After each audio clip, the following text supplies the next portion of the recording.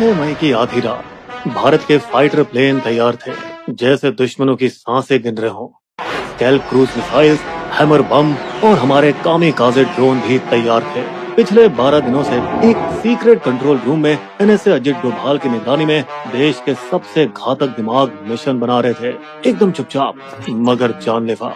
Target थे POK और पाकिस्तान के आतंकी अड्डे। एक एक इंच की खबर सटीक तरीके से रखी गई थी। 2 हफ्ते पहले उन हरामी आतंकवादियों ने कहा था, तो जाके मोदी को बता। लेकिन अब प्रधानमंत्री का जवाब साफ था, देश की बेटियों के संदूर की कीमत तुम्हें चुकानी होगी पाकिस्तान। एक मिशन उन भारतीय महिलाओं के बदले और न्याय के लिए, जिनके पहलगाम आतंकवादी हमले में सुहाग उजड़ गए। ऑपरेशन सिंदूर, वायुसेना, नौसेना और थल सेना का ऐसा जोड़ जो दुश्मन को उसके सपने में भी दिखे और उसकी नींद उड़ा दे। मई रात 1 बजे से 1:30 बजे के बीच हमारे लड़ाकू विमान और ड्रोन ने 24 हमले किए और आतंकवादी संगठनों LET, जैश और हिजबुल मुजाहिदीन के 9 ठिकानों को तबाह कर डाला। 4 पाकिस्तान में और 5 POK में। 70 ढेर, 60 घायल, धुआं कर दिए सारे ख्वाब इनके। इनमें सबसे बड़ा हमला था बहावलपुर में मरकज सुभान अल्लाह कैंप, जो जैश-ए मोहम्मद का मुख्यालय भी था। वही संगठन जिसने 2019 पुलवामा हमले को अंजाम दिया था। इसके साथ ही अब्दुल रऊफ अजहर, मसूद अजहर का भाई, जिसने IC 814 हाईजैकिंग प्लान किया था, भारत के मोस्ट वांटेड आतंकवादियों में से एक, वो भी इसमें जहन्नुम चला गया। साथ ही मसूद अजहर के घर में उसके परिवार के 10 सदस्य और 4 करीबी सहयोगी भी ऊपर निकल लिए। फिर LET मुख्यालय मुरीद के, जहां 26/11 मुंबई हमले के दोषी अजमल कसाब और डेविड हेडली की ट्रेनिंग हुई थी, वो भी नस्तनाबूद कर दिए गए। मुजफ्फराबाद POK में शवाई नल्ला कैंप, एक LET ट्रेनिंग सेंटर, जिनका पहलगाम हमले और 2024 में पहले के सोनमर्ग और गुलमर्ग हमलों में हाथ था, तबाह कर दिए गए। इसके साथ ही साथ ध्वस्त हो गया मरकज अब्बास, जो कि LOC से 13 किलोमीटर दूर था। इस LET कैंप में फिदाइन सुसाइड बॉम्बर्स को ट्रेनिंग दी जाती थी। अगली सुबह 7 मई 10 बजे ऑपरेशन सिंदूर नाम को आगे बढ़ाते हुए 2 महिला अधिकारियों, IAF wing commander Vyomika Singh और सेना की कर्नल सोफिया कुरैशी ने मीडिया को जानकारी दी, हिंदू मुस्लिम एकता की मिसाल देते हुए। हमारी कर्नल सोफिया अकेली शेरनी थी, जिन्होंने फोर्स 18 में भारत की कमांड संभाल रखी थी, जहां बाकी देशों की फौज मर्द चला रहे थे। वही नवंबर 2020 में विंग कमांडर व्योमिका सिंह ने अरुणाचल में एक जानलेवा रेस्क्यू मिशन को लीड किया, जहां मौसम बेरहम था और ऊंचाइयों से भरा था। फिर भी सब झेलते हुए उन्होंने वहां काम किया।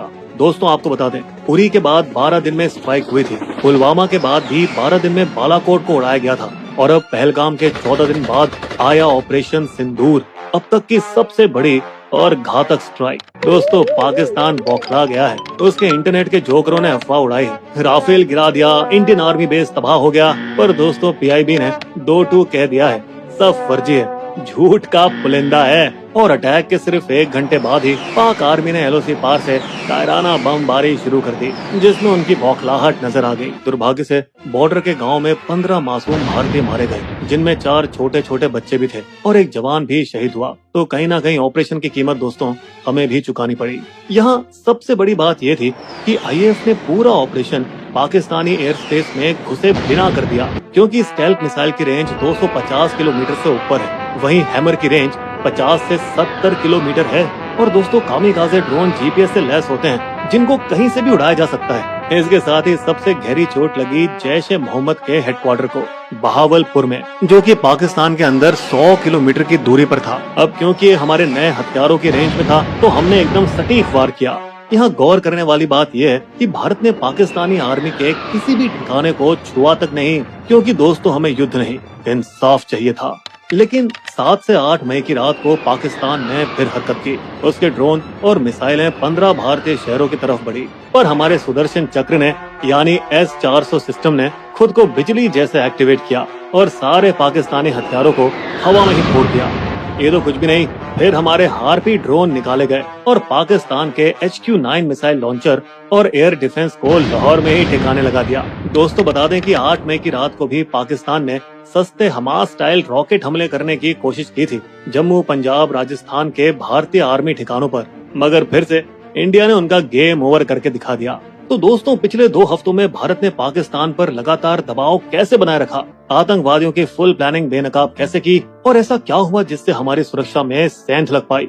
भारत ने आखिर ऐसे क्या ठोस कदम उठाए और कैसे पहलगाम दोषियों को उनके छिपे हुए बिलों से निकाल निकाल कर भगाया गया। दोस्तों, हमारा पहलगाम पार्ट 2 इन्हीं सवालों का जवाब देगा।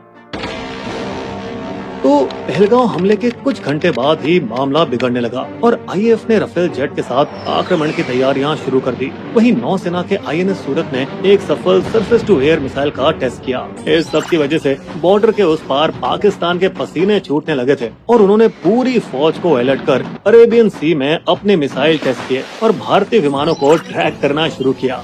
दोस्तों, पाकिस्तान का एलओसी के पार बेवजह अटैक करना और उस पर हमारी फौज का धुआंधार जवाब हमले के दिन से ही जारी है। लेकिन यहाँ सबसे बड़ा ब्रह्मास्त्र तो भारत ने निकाला इंडस वाटर ट्रीटी का पानी बंद करके, जिसकी वजह से लगभग 80% पाकिस्तान सूखा पड़ सकता है, खासकर पंजाब और सिंध जैसे इलाकों में जहाँ खेती इसी पानी पर टिकी है। और ये कोई छोटी बात नहीं है दोस्तों, क्योंकि 1960 की इंडस वाटर ट्रीटी आज तक कभी नहीं तोड़ी गई, न ही युद्ध के समय और न ही आतंकी हमलों के बाद। मिट्टी हटाने के बहाने भारत ने चिनाब नदी के बहाव को इस कदर रोक दिया कि पानी अब सिर्फ 1.5 फीट रह गया है, जिससे लोग अब पैदल नदी पार करने लगे हैं। इस मास्टर स्ट्रोक के चलते भारत ने झेलम और चिनाब नदियों पर 5 नए पावर प्रोजेक्ट्स को फास्ट ट्रैक पर डाल दिया है, जिन्हें पूरा होने में 3 से 5 साल लग सकते हैं। दोस्तों, आपको बता दें कि अब तक ये सब करने के लिए ट्रीटी के तहत पाकिस्तान की मंजूरी लेनी पड़ती थी, लेकिन इस बार कतई नहीं। इंडिया फिर से झेलम नदी पर बांध शुरू करना चाहता है ताकि पानी के फ्लो को कंट्रोल किया जा सके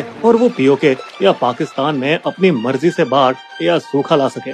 बता दें कि भारत में रह रहे पाकिस्तानियों को वापस घर भेज दिया गया है और बाघा अटारी बॉर्डर भी सील कर दिया गया है। इतना सख्त रवैया अपनाया गया है कि एक सीआरपीएफ जवान को बर्खास्त तक कर दिया गया जब उसने एक पाकिस्तानी महिला से शादी की बात को छुपाया था। दिल्ली में पाकिस्तानी एम्बेसी में जो भी फौजी अफसर थे, सबको वापस भेज दिया गया और भारत ने अपने 25 अफसर भी इस्लामाबाद वाली एम्बेसी से वापस बुला लिए। इस पर पाकिस्तान ने अपना एयर स्पेस बंद कर दिया और भारत ने भी यही कदम उठाया, मगर इससे भारतीय एयरलाइनों को हर महीने 300 करोड़ का एक्स्ट्रा खर्च आएगा, क्योंकि अब उसे पाकिस्तान के आसपास से अपनी उड़ानों को मोड़ना पड़ेगा। लेकिन 2019 में पुलवामा के बाद भी उन्होंने 700 करोड़ रुपए का नुकसान उठाया था, फिर भी उन्होंने राष्ट्रीय हित में ये नुकसान हंसकर झेला था। व्यापार को बंद करने के साथ ही भारत ने पाकिस्तान के साथ सभी इम्पोर्ट और एक्सपोर्ट पर रोक लगा दी है। और अब क्योंकि भारत पाकिस्तान को दवाइयां बनाने का 60% कच्चा माल और जरूरी केमिकल सप्लाई करता था, इसीलिए अब पाकिस्तानियों की वाट लगने वाली है, क्योंकि अब वहाँ दवाइयों की कीमत 10 गुना तक बढ़ जाएगी। इसके बदले में पाकिस्तान ने 1972 का शिमला समझौता होल्ड पर रख दिया है। वो समझौता ही इतना मजाकिया है जैसे पाकिस्तान का दावा है कि वो आतंकवाद को सपोर्ट नहीं करता। इस तरफ भारत लगातार अमेरिका, चीन, रूस, यहाँ तक कि सऊदी अरब और यूएई पर दबाव डालने की कोशिश कर रहा है ताकि वे पाकिस्तान को हथियार और पैसे देना बंद करें और उसे दुनिया के सामने एकदम अलग थलग कर दें। इन सब चीजों ने पाकिस्तान में इतनी खलबली मचा दी है कि हाफिज सईद के घर के बाहर सुरक्षा बढ़ा दी गई है और स्पेशल सर्विस ग्रुप के कमांडो को तैनात कर दिया गया है। दोस्तों, बता दें कि पीओके पहले ही कई दिनों से इमरजेंसी में था, जहां 1000 से ज्यादा मदरसे सावधानी के तौर पर बंद कर दिए गए थे। वहीं चकौठी जैसे गांव में, जो सीमा से सिर्फ 3 किलोमीटर दूर है, वहां माता पिता बच्चों को अंदर बंकरों में डालकर उन्हें मजबूत किया जा रहा था।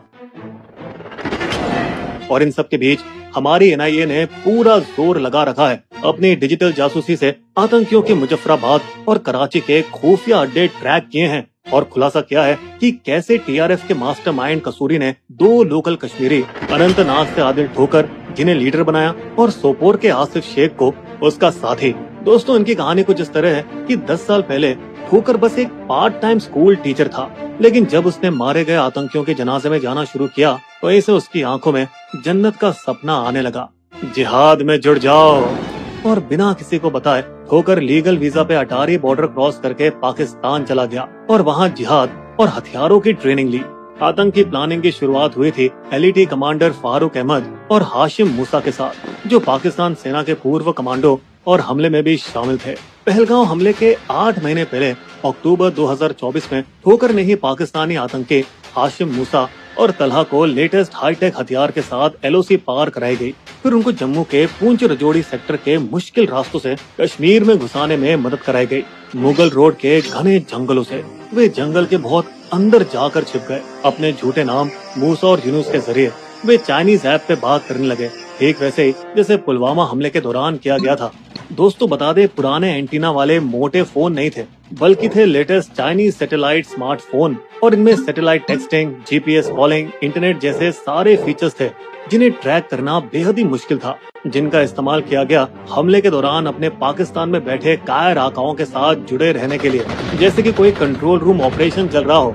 ये कुछ वैसा ही था जैसे 26/11 मुंबई हमलों में हुआ था। दोस्तों बता दें कि सर्च ऑपरेशन के दौरान आदिल और आसिफ के घर से धमाके का सामान बरामद हुआ था, जिसके बाद उन गद्दारों के घर नष्ट कर दिए गए थे ताकि एक मिसाल कायम की जा सके और युवाओं को पाकिस्तानी आतंकवादियों से जुड़ने से रोका जा सके। इन सब के बावजूद दोस्तों हमने गलतियां तो की हैं, जिसको सरकार ने पार्टी बैठक में भी माना। हम इस हमले को रोक नहीं पाए। हमने गलती कर दी बिना सिक्योरिटी को बताए बेसरन को इस साल जल्दी खोलकर। बेसरन को इस साल जल्दी खोल दिया गया बिना सिक्योरिटी को बताए। लेकिन दोस्तों रिपोर्ट्स कहती है कि बेसरन तो साल के ज्यादातर टाइम खुला ही रहता है, सिर्फ बहुत ज्यादा बर्फ पड़ने पर ही बंद होता है।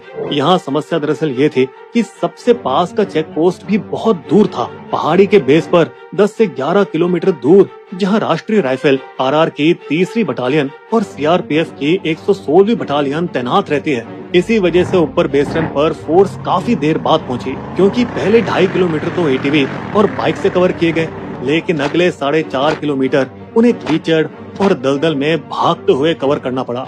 दोस्तों बता दें कि रॉ और आईबी ने अप्रैल की शुरुआत में ही अलर्ट जारी कर दिया था, लेकिन कहीं और का।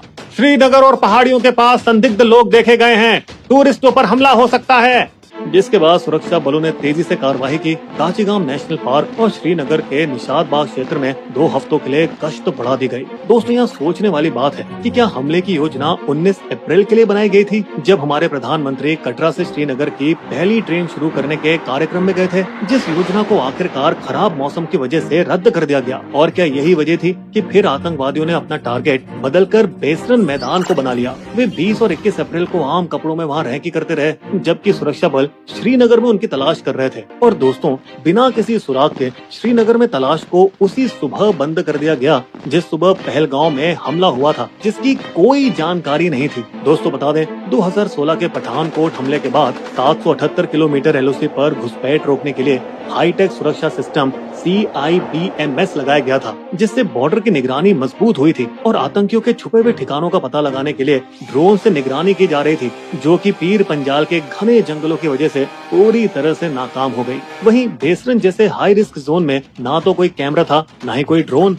और 2020 में चीन के साथ झड़पों के चलते 3री राष्ट्रीय राइफल आरआर को पूर्वी लद्दाख में भेजना पड़ गया था, और उसी दौरान उसका कुछ हिस्सा दोबारा बेसरन के पास मुगल रोड के इलाके में तैनात किया जा रहा था जब ये घटना हुई थी। और इसी वजह से पिछले 5 सालों से बेसरन घाटी के आसपास मुगल रोड के 10 किलोमीटर के बफर जोन की सुरक्षा सिर्फ 116वीं सीआरपीएफ बटालियन ही संभाल रही है। और इसी सिक्योरिटी गैप का फायदा उठाकर आतंकियों ने पीर पंजाल के जंगल और गुफाओं में अपने अड्डे बना लिए थे, जिसके बाद ये साफ नजर आ रहा था कि कैसे दोनों चीन और पाकिस्तान से लड़ने की वजह से हमारे सुरक्षा बलों को विभाजित और खींच दिया गया था। और ऊपर से सरकार ने जब कोरोना के दौरान फौज की भर्ती बंद की तो सेना में 1.2 लाख जवानों की कमी भी हो गई थी। लेकिन दोस्तों सुधार के कदम शुरू हो चुके हैं। पहलगाम के 17-18 सबसे खतरे वाले पॉइंट्स पर सीआरपीएफ के चेक पोस्ट और ड्रोन सर्वेलेंस लगाए जा रहे हैं, और 72वीं इन्फेंट्री डिवीजन ने लद्दाख में राष्ट्रीय राइफल्स की जगह ले ली है, ताकि इसे पूरी तरह से जम्मू में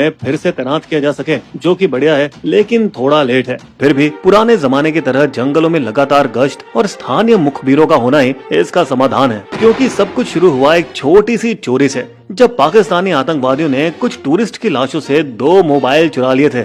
हाँ, वही मोबाइल जो बने भारत की सुरक्षा एजेंसियों के सबसे बड़े सुराग, जिसकी मदद से उन्होंने आतंकियों को ढूंढ निकाला अनंतनाग के हपटनार गांव के पास के घने जंगलों में। लेकिन दोस्तों वो जंगल का रास्ता खतरनाक था और हमारी सेना के पहुंचने से पहले ही आतंकी एक बार फिर गायब हो गए।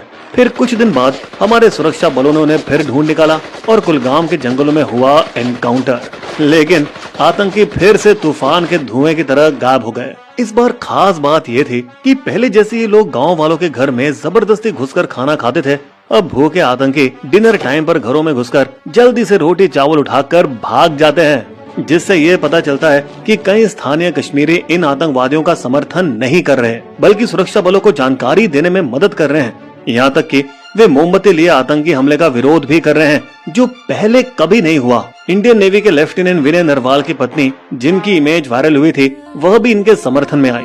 मुझे बस शांति चाहिए। मुस्लिमों और कश्मीरियों के प्रति कोई नफरत नहीं फैलनी चाहिए। जिस वजह से उन्हें टारगेट बना दिया गया, उन्हें ट्रोल्स द्वारा गाली दी जा रही है। लेकिन फिर यहाँ हमारी सरकार ने हिंदू मुस्लिम एकता का नेक संदेश दिया। एक हिंदू और एक मुस्लिम महिला अफसर को ऑपरेशन सिंदूर का चेहरा बना के, जो कि एक बहुत ही घातक और तगड़ा हमला था, जो पाकिस्तान को अगला आतंकवादी हमला करने से पहले 2 बार सोचने पर मजबूर करेगा। दोस्तों, हमें उम्मीद है कि हमले के सीधे जिम्मेदार आतंकवादियों को भी जल्द ही पकड़ लिया जाएगा। इस भारी तनाव की घड़ी में हम ये आशा करते हैं कि दोनों न्यूक्लियर देशों के बीच जंग नहीं, अमन हो।